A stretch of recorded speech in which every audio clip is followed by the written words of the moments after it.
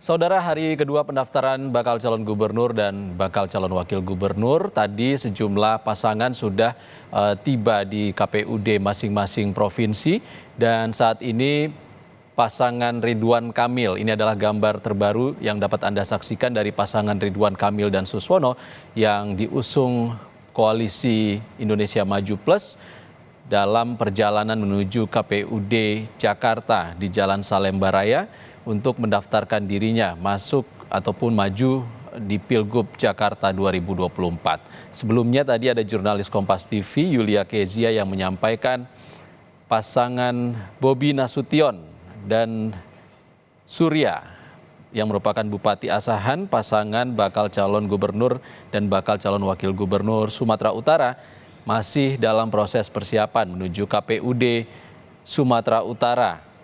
Dan Kezia menyampaikan persiapan di sana sudah siap untuk menyambut bakal calon gubernur dan bakal calon wakil gubernur Bobi dan juga Surya. Tadi sebelumnya juga ada pasangan Airin Rahmidiani dan juga Ade Sumardi, pasangan bakal calon gubernur, bakal calon wakil gubernur Provinsi Banten yang sudah tiba di KPUD Banten sekitar pukul 13.30 siang tadi untuk mendaftarkan diri dalam Pilgub Banten 2024. Kita masih membahas proses pendaftaran dan bagaimana peta politik jelang pilkada ini bersama dengan Direktur Eksekutif Lingkar Madani, Ray Rangkuti.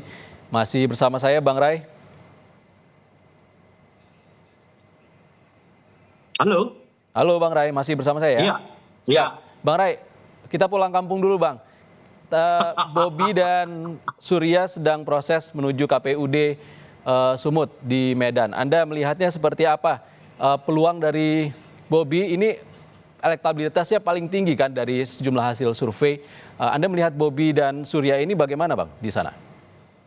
Iya, ini kisah yang berbeda dengan kisah-kisah yang lainnya. Kalau misalnya di Jakarta itu kan koalisi partai yang besar itu seperti dipaksakan gitu ya kehadirannya gitu.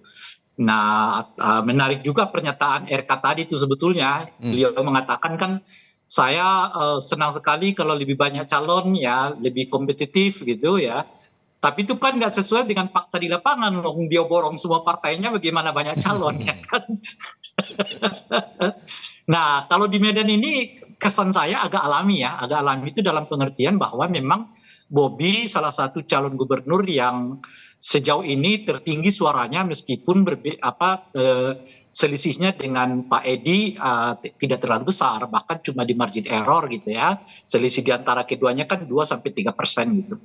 Nah, oleh karena itu kalau sampai partai-partai politik misalnya merapat ke beliau, ya ada alasannya secara logis yang bisa diterima ke perapatan partai-partai itu kepada saudara Bobi, karena memang melihat elektabilitas Bobi yang cukup tinggi gitu ya. Kalau didukung oleh mereka, bersamaan dengan itu Bobi adalah menantu dari presiden gitu ya. Nah, sementara isu soal dinasti politik di Sumatera Utara juga kelihatan nggak terlalu sensitif gitu. Ya tentu kelihatan ada harapan bahwa Bobi ini akan memenangkan pertarungan gitu. Nah, oleh karena itulah kalau kita lihat besarnya dukungan partai kepada Bobi itu adalah seperti yang saya sebutkan tadi itu pertemuan antara perjalanan yang alami, pragmatisme politik gitu ya, tentu sama dengan desain politik gitu. Oke, Bang Ray, kita lihat dulu.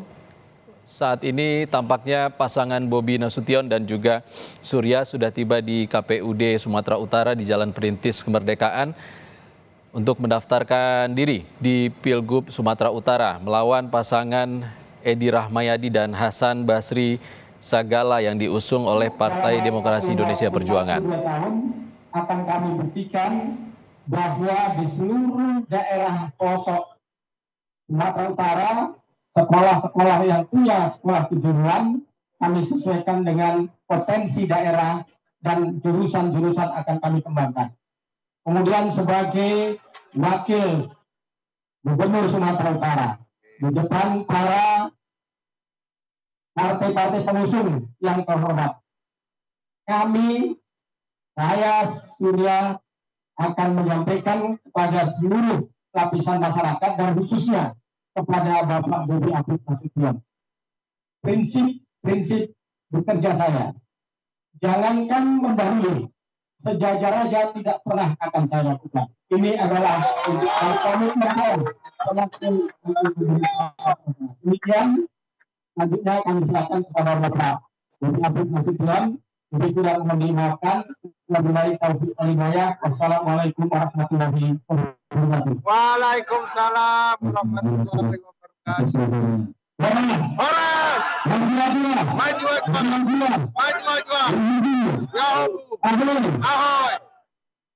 Bapak Ibu yang saya hormati, terlebih terkhusus kita partai politik, pertama saya menyampaikan suatu hal yang luar ekspektasi, luar prediksi yang bisa saya bayangkan, mungkin saya dapat bayangkan.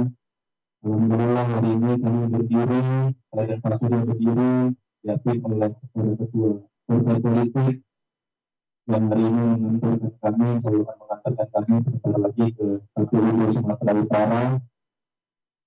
Saya yang luar biasa. Oke, kita masih dengan Bang Ray Rangkuti. Bang Ray, singkat saja Bang, bagaimana Anda melihat peta di Sumatera Utara, peluang dari masing-masing pasangan ini, Bobi dan Surya dan Edi Hasan Basri? Kalau kita berbicara soal kapasitas, saya kira mereka jelas terlihat dari elektabilitas keduanya itu berbagi ya, 50-50 di antara keduanya gitu ya. Dan tentu kalau dari aspek usia ya Bobi tentu jauh lebih unggul. Mungkin oleh karena itu kedekatannya dengan Gen Z dan pemilih milenial mungkin sedikit lebih unggul berbanding dengan Pak Edi ya. Tapi juga kalau dilihat dari aspek pendukung partai, tentu pendukung partainya Bobi ini jauh lebih banyak gitu. Nah saya kira pemilihnya Pak Edi itu berkisar di perkotaan tuh. Ya kan, khususnya di masyarakat Melayu gitu ya, mungkin itu adalah Medan, Tebing, Siantar, sedikit mungkin Rantau Prapat ya, lalu Pematang Siantar dan seterusnya gitu. Tapi kalau udah masuk ke arah selatan ya, itu kemungkinan besarnya itu justru diambil oleh Bobi Nasution gitu ya, karena ada keterkaitan emosional dengan daerah selatan ini gitu ya. Kalau di utara ini saya kira mungkin sedikit banyak lebih 50-50 gitu, karena di utara ini kan umumnya adalah pemilih PDI Perjuangan, tetapi sentuhan pembangunan yang dilakukan oleh Edi mungkin sepanjang beliau berkiprah sebagai gubernur di Sumatera Utara itu yang enggak terlalu berdampak di utara ini gitu, sehingga masyarakat utaranya mungkin jauh lebih katakanlah objektif lah ya untuk bersikap apakah akan memilih Bobi ataukah memilih Pak Edi gitu ya. Nah jadi kalau dilihat dari konteks ini semua ya persaingan di kota ini memang di Sumut ini boleh disebut juga agak ketat ya. Sekalipun saya mengatakan Pak Edi itu banyak di perkotaan, tetapi kan di perkotaan ini juga terpecah ya, khususnya kalau di Medan ya, Tebing maupun Siantar itu kan masyarakat etnik Jawanya juga cukup tinggi gitu. Nah pertanyaannya kira-kira kemana nih etnik Jawanya akan melabuhkan suara? Kalau dulu kan pada pilkada sebelumnya ya mereka ke Pak Edi Rahmayadi karena lebih mendekatkan diri kepada kedekatan religiusitas gitu ya dibandingkan dengan kedekatan etnik yang saat itu ada Jarod dari PDI Perjuangan gitu. Jadi kalau dilihat dari itu boleh jadi masyarakat Jawanya ya atau etnik Jawa yang ada di Sumatera Utara itu akan banyak ya bergabung dengan Bobi Nasution juga gitu. Nah dari aspek ini sih saya kira sedikit lebih lebih kompetitif ya, agak bersaing betul ini antara Bobi dengan Pak Rahmayadi gitu ya, meskipun kelihatan kecenderungan mungkin ya di atas prediksi dia ini berdasarkan prediksi yang kita sebutkan itu dia mungkin sedikit Bobi jauh lebih diuntungkan. Nah salah satu-satunya barrier dari dari Bobi ini saya kira cuman karena dia mantunya Pak Jokowi, sementara Pak Jokowi ini ya relatif tidak terlalu disukai oleh masyarakat Sumatera Utara secara umum ya, baik yang berada di perkotaan maupun di pedesaan gitu, umumnya yang berada di daerah apa namanya yang kita sebutkan tadi perkotaan Medan ya, Pematang Siantar ya, lalu Siantar, kemudian Tebing ya, Binjai, macam-macam itu. Yang etniknya umumnya ada di dalamnya itu adalah apa namanya Melayu gitu dan Selatan gitu. Nah, cuma keuntungan Bobi ini meskipun di selatan Pak Jokowinya tidak mendapatkan simpati yang kuat gitu, yang besar gitu, malah cenderung sangat rendah gitu. Tapi karena dia sendiri berasal dari selatan, saya kira itu akan tertutup gitu. Misalnya kalau saya baca-baca ya, saya lihat, saya perhatikan asosiasi-asosiasi marga di sana misalnya hampir seluruhnya sudah mendeklarasikan dukungan kepada Bobi. Apakah itu marga Nasution tentu saja karena sama-sama Nasution, mungkin juga marga-marga yang lain gitu. Dan saya kira ya pengaruh marga ini tetap menjadi salah satu faktor ya di Sumut itu untuk diperhatikan oleh para kandidat gitu. Nah, lebih-lebih khususnya kepada masyarakat selatan ya. Ini semacam nostalgia bagi mereka karena setelah Pak Kaharudin Nasution ya relatif Gubernur Sumatera Utara itu baru kali ini ada kembali calon jateng dari wilayah selatan gitu ya. Sebelumnya ada Marga Nasution seingat saya ya.